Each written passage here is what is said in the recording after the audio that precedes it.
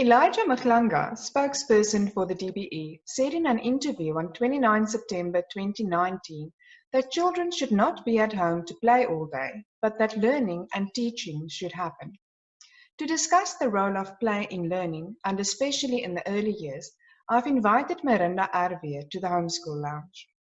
The family Erwee has been home educating their 4 children for 6 years.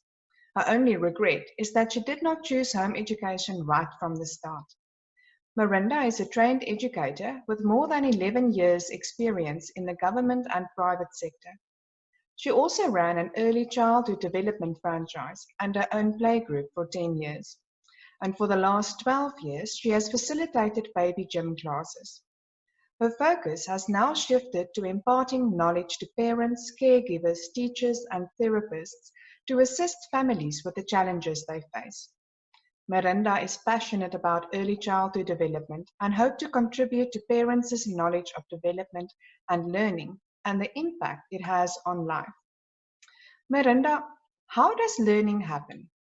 Anelle, in essence, play is actually a form of learning and teaching, so irrespective of age. And play should make up a huge part of your learning day. That's very, very important. Daryl Hammond said, he is from the US, that, and I'm actually going to read what he said, because it's very important. There is a play deficit in our country, and I would actually like to say that probably means the world. And it is harming our children. Our children are playing less than any previous generation. And research clearly shows this lack of play is producing profound physical, emotional, social, and intellectual problems for today's kids. We can save play so our children can be fitter, smarter, happier, and healthier. In this statement, he's hit it spot on, absolutely. The problem is also that in these times, the focus has become way too paper-driven and book-driven book and paper-driven from a very young age. That's a problem. The emphasis in the early years is way too much on the wrong kind of playful learning. Well, it isn't even playful anymore. It's becoming more and more formal, even in the earlier years. Learning should be more concrete in the first 6 years, and there should be a gradual transition to more symbolic learning up until about the age of 9. So that's very important. So to answer your question, how does learning happen? In order for learning to happen, we need a basic recipe. And that recipe is 4 wonderful things: wide awake senses, a happy heart, an alert brain, and strong muscles. Very important. Concentration goes to muscles first. So if your muscles are not strong, the rest of it can't happen to its potential. So I want to look at the wide awake senses. We all know the basic senses.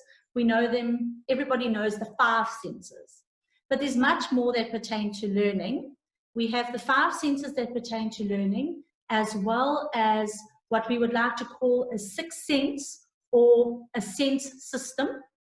And that is called the vestibular sense, well, it's the vestibular system. And that's very, very important. It's part of our inner ear. But I'm not going to go into detail about that tonight, because we're just focusing on learning and learning in essence.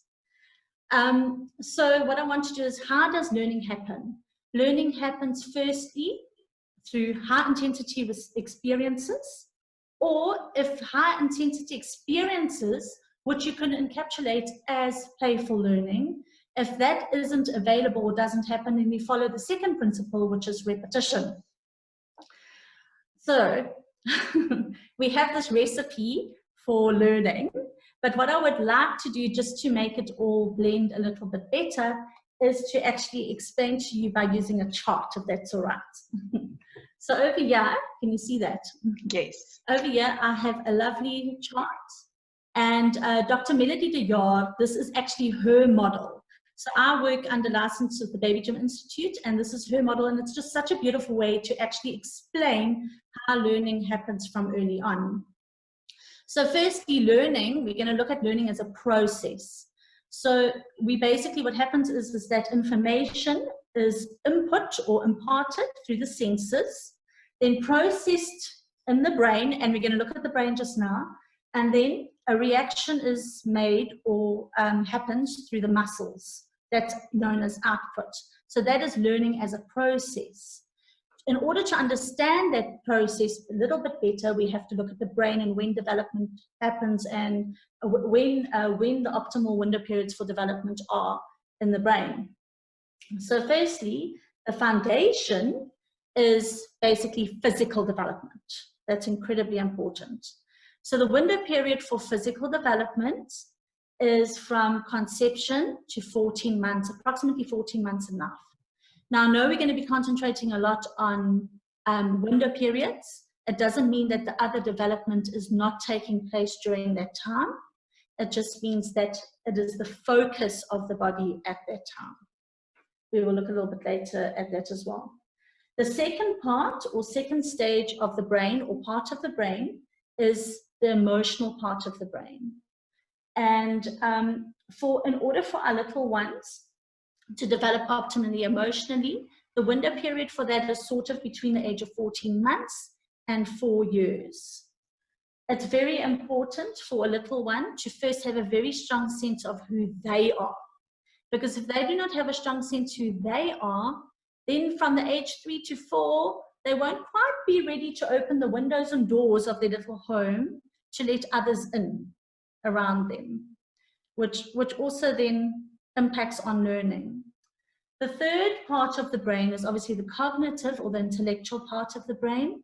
The window period for that development is between the age of 4 years and 11 years.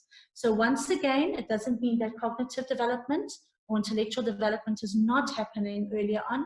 It is. It just means that the focus for cognitive or intellectual development will be between the age of 4 and 11 years of age. So that is that model in a nutshell. What I want you to take from this is that the brain is a very complex organ and it relies on the senses to do its bidding. Just think about it. Can the brain touch? Can the brain smell? Can the brain taste? Can the brain hear? Or can the brain see? I guess the answer is no. So it definitely relies on the senses to get information. If a little one is tired or they're not in a stimulated environment, their senses cannot transmit those messages properly to the brain for processing and hence for the muscles to react. So if we look in a formal learning environment where there's a lot of stress, our little ones may really battle as certain pathways may block or obscure, and they won't be able to really follow the instructions or follow what is expected of them. So what do children need to learn? They need to actually just be relaxed. So it's very, very important to also be relaxed, because none of the above can actually happen if you're not relaxed and in a happy environment to learn. I also would like to say that physical development is the foundation and it leads absolutely all other developments. Your emotional, your social, your cognitive cannot develop to its potential if the physical development hasn't happened in a sequence and systematically. If it hasn't happened in that order, then there could be hiccups and problems later on. So those are all factors that play a role in learning. So for our little ones and for our children at any age, in fact, they need loads of three-dimensional, high-intensity experiences that promote learning. And when that happens, when they need to learn on a more symbolic level, their brain has loads of information to draw from so that they can so that they can actually work on a symbolic level, because they understand that a lion is a big furry animal that can roar, because they saw one at a zoo and they experienced the lion, instead of just knowing that a lion is L-R-O-N, symbolic. That means nothing to them. So always about hands-on three-dimensional experiences as much as possible. Ensuring that your child has an environment where they can have wide-awake senses, a happy heart, an alert brain, and strong muscles that can keep their bodies upright. Remember, concentration goes to muscles. So if our body is upright, then we are more able to learn. If you give them that environment, you will unleash their potential. What role does play have in learning? And are there types of play that does not support learning? In order for play to have a role in learning, and yes, it does have a very big part of learning, it has to be age appropriate. That's very, very important. Age appropriate play means that the child is learning ready for new experiences, tasks, and skills that fits his or her age. So that's very important. Unlike school readiness, learning readiness happens lifelong. As an example, when a baby is born, it learns to suckle. That's the very first thing that it does. A 2-year-old will begin to potty train and say goodbye to dummies and nappies. A 5-year-old will begin to realize that there's a difference between fantasy and reality. A 6-year-old is in a transitional phase between concrete learning and symbolic learning. And example, an 18-year-old will go for their driver's license. So as you progress through life, learning happens constantly. Dr. Melody de Jord also defines learning, and she's quite unique in defining learning in this way, that it's the ability to adapt. So adapting happens lifelong. As situations or things happen along our life's journey, we have to be able to adapt in order to cope with what's happening around us. So if you give, to come back to play,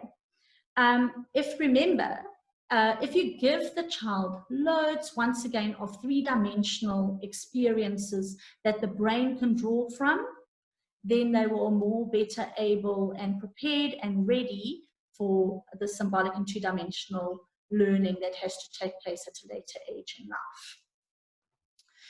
As a parent, I think it's very important that how can you gauge if an activity is age appropriate? You gauge it by seeing how engaged the child is. If the child is not engaged in the play, then obviously they're not learning from that play. A child that is in learning and engaged in play will mean that they will acquire confidence and skills. Because we learn 2 ways. We learn firstly, as I've said before, through high intensity experience and through repetition. So play is a repetitive activity. This repetition leads to confidence in that activity, and that then leads to development of skills. That's how it happens. Play is also very important, as it is a way for the child to connect with themselves. And as I said before, when I showed you my little house, if a child cannot connect properly with themselves, so over here, this is now linking a little bit on the emotional development here. If they cannot connect properly with themselves, they then cannot connect properly with the environment or with other people, or engage properly with other people later on. So to become more confident and to believe more in their abilities, they need to play and connect more freely. Absolutely, it has to be free. In her early childhood development book, Play, Learn, Grow, there we are, Dr. Melody de Jord defines play as the following, and I'd love to read it to you. I do need my glasses for this.